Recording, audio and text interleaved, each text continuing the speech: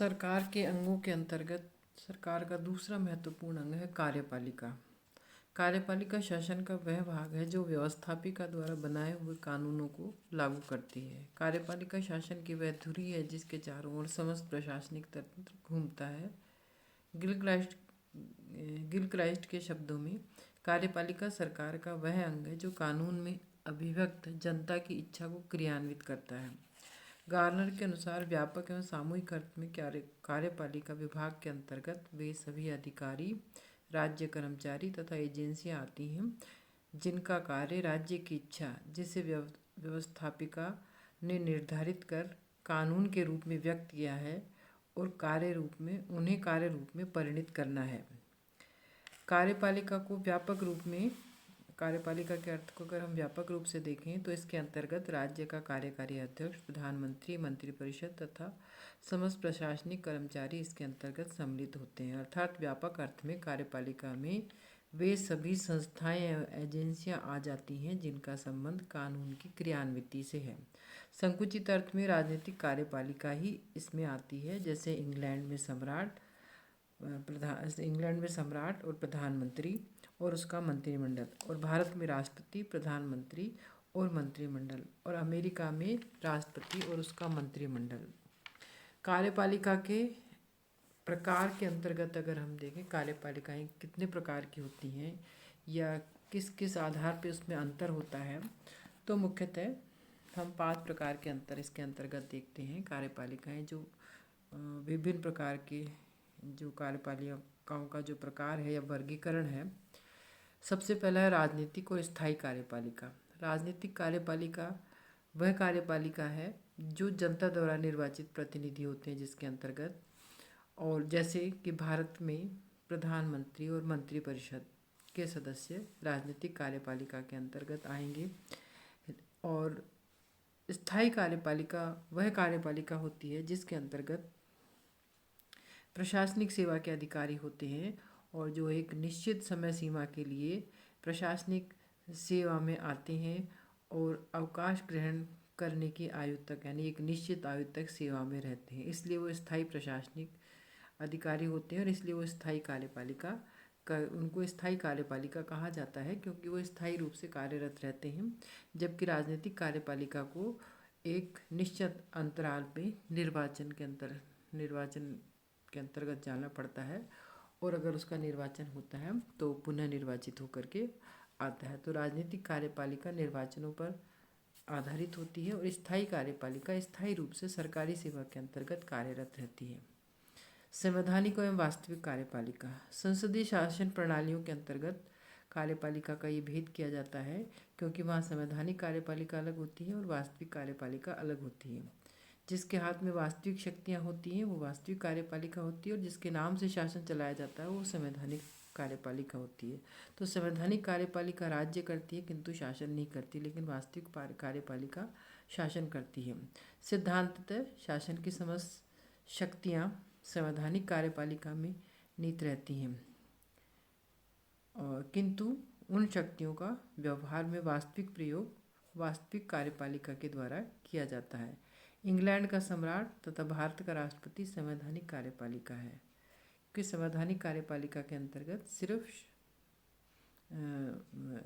उनके नाम से शासन होता है, वास्तविक रूप में वो कार्यों में भाग नहीं लेते। यानी संवैधानिक कार्यपालिका सिर्फ राज्य करती, शासन नहीं करती, और वास्तविक कार्यपालिका वास्तव में वास्तविक शक्तियों का प्रयोग करती है और समस्त शक्तियाँ उसके अंतर्गत निहित होती हैं और व्यवहार में उन शक्तियों को प्रयोग में लाती हैं। राजा या राष्ट्रपति संवैधानिक अध्यक्ष होता है जिसे वास्तविक शक्तियाँ प्राप्त नहीं होती, यद्यपि सारा शासन उसके नाम से चलाया जाता है। ऐसी पद्धति में वास्तविक शक्ति मंत्रियों और प्रधानमंत्री के अंतर्गत निहित होती है और उसके मंत्रिमंडल में निहित होती है, और वो विधायिका के प्रति उत्तरदायी होते हैं। तीसरा इसका प्रकार है एकल और बहुल कार्यपालिका। एकल कार्यपालिका में कार्यपालिका का अध्यक्ष एक व्यक्ति होता है, समस्त कार्यपालिका शक्तियाँ उसमें ही निहित होती है संसदीय व्यवस्थाओं के अंतर्गत, जिस तरह से कि प्रधानमंत्री। यद्यपि जब वो टीम के रूप में कार्य करते हैं, एक सामूहिक उत्तरदायित्व के रूप में कार्य करते हैं, तो मंत्रिपरिषद में भी वो शक्ति निहित होती है, लेकिन मुख्यतः वो प्रधानमंत्री के नेतृत्व में कार्य करते हैं, इसलिए वो एक व्यक्ति के अंदर सारी शक्तियाँ निहित होती हैं। और बहुल कार्यपालिका के अंतर्गत एक से ज़्यादा व्यक्ति होते हैं, एक से ज़्यादा सदस्य कार्यपालिका के अंतर्गत होते हैं। बहुल कार्यपालिका का जो उदाहरण है स्विट्जरलैंड है। स्विट्जरलैंड में 7 सदस्यों की कार्यपालिका होती है और 7 व्यक्तियों की एक समिति होती है और उसको संघीय परिषद कहते हैं। और इन 7 सदस्यों में से प्रतिवर्ष बारी बारी से एक सदस्य को परिषद का अध्यक्ष चुना जाता है, जो कि वहाँ का राष्ट्रपति होता है और अपने सहयोगियों की तुलना में उससे अपने सहयोगियों की तुलना में अधिक शक्तियाँ प्राप्त नहीं होती हैं और वो बहुल रूप में यानी सामूहिक रूप से कार्य करते हैं। तो इस प्रकार एकल और बहुल कार्यपालिका होती है। एकल कार्यपालिका में समस्त शक्तियाँ एक व्यक्ति के हाथ में निहित होती हैं और मंत्रिपरिषद के रूप में, टीम के रूप में कार्य करते हैं, तो वो उस रूप में सामूहिक उत्तरदायित्व के आधार पर कार्य करते हैं। और बहुल कार्यपालिका में शक्तियाँ एक से अधिक व्यक्तियों के हाथ में होती हैं, जैसे कि स्विट्जरलैंड के अंतर्गत बहुल कार्यपालिका, वहाँ 7 सदस्यों में कार्यपालिका शक्तियाँ निहित होती हैं। इसी तरह से कार्यपालिका वंशानुगत और निर्वाचित कार्यपालिका हो सकती है। वंशानुगत में वंशानुक्रम के आधार पर व्यक्ति सत्ता प्राप्त करता है, जैसे इंग्लैंड में राजतंत्रीय व्यवस्था है और वहाँ राजा वंशानुगत कार्यपालिका है और राजा के बाद दूसरा उसका जो उत्तराधिकारी होगा वो उस पद को ग्रहण करेगा। लेकिन निर्वाचित प्रजातंत्रीय व्यवस्थाओं के अंतर्गत प्रत्यक्ष या अप्रत्यक्ष रूप से निर्वाचित होती है कार्यपालिका और निर्वाचन का तरीका उस संबंधित देश की शासन व्यवस्था या शासन प्रणाली पर निर्भर करती है। संसदीय व्यवस्था होती है तो प्राय अप्रत्यक्ष रूप से ही निर्वाचन हो और अध्यक्ष व्यवस्था है तो प्राय प्रत्यक्ष रूप से या निर्वाचक मंडल के माध्यम से भी निर्वाचन किया जा सकता है। तो वहाँ की शासन प्रणाली, देश विशेष की शासन प्रणाली के आधार पर कार्यपालिका का निर्वाचन होगा। वंशानुगत है तो वंश यानी पैतृक आधार पर वो अपना पद ग्रहण करते हैं। नेक्स्ट है उत्तरदायी और अनुत्तरदायी कार्यपालिका, यानी कार्यपालिका अगर संसदीय व्यवस्थाएं हैं तो कार्यपालिका संसद के प्रति उत्तरदायी होती है। अगर कार्यपालिका अध्यक्ष शासन प्रणाली के अंतर्गत है तो वहाँ पर कार्यपालिका संसद के प्रति उत्तरदायी नहीं होती है और उसे अनुत्तरदायी कार्यपालिका कहा जाता है। संसदीय कार्यपालिका को संसद का अविश्वास होने पर पद से हटाया जा सकता है, जबकि अध्यक्ष कार्यपालिका को निश्चित अवधि के समाप्ति के पूर्व नहीं हटाया जा सकता।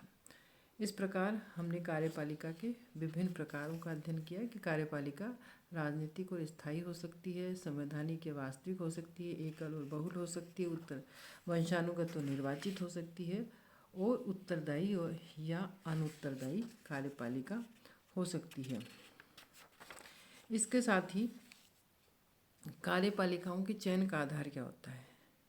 या तो वो पैतृक आधार पर चुनी जा सकती हैं, तो राजतंत्रीय व्यवस्थाओं में पैतृक आधार पर चुनी जाती थी, लेकिन जैसे जैसे प्रजातंत्रीय व्यवस्थाओं का विकास हुआ तो कार्यपालिकाओं का चयन जनता द्वारा प्रत्यक्ष निर्वाचन के माध्यम से या अप्रत्यक्ष निर्वाचन के माध्यम से होने लगा और कहीं कहीं कार्यपालिका का निर्वाचन व्यवस्थापिका के द्वारा भी किया जाता है। जैसे कि स्विट्जरलैंड में संघीय कार्यपालिका का निर्वाचन वहाँ की विधायिका के द्वारा वहाँ के विधानमंडल के द्वारा किया जाता है। साथ ही कार्यपालिका का जो चयन है मनोनयन के आधार पर भी किया जा सकता है।